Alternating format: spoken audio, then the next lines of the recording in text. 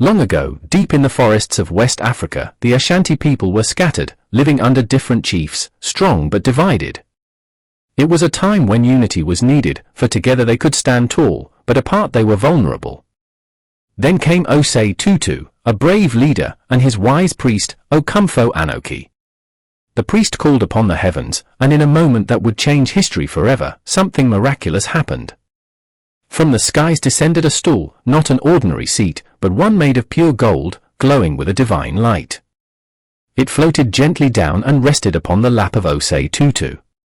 "This is the Golden Stool," Okomfo Anokye declared. "It holds the soul of the Ashanti people.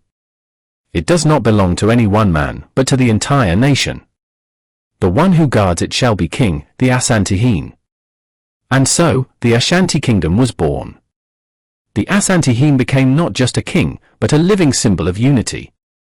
He was the protector of the Golden Stool, the spiritual father of his people.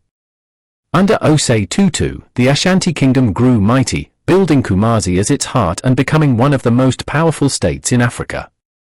Years passed, and new kings rose to the throne, each guarding the Golden Stool with their life.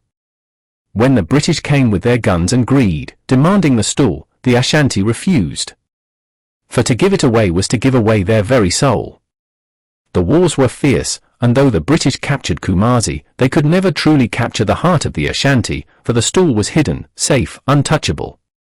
Even in times of exile, even in the rebellion led by the fearless Asantehene, the spirit of the Asantehene endured. Today, the throne is held by Okomfo Osei Tutu, the 16th Asantehene.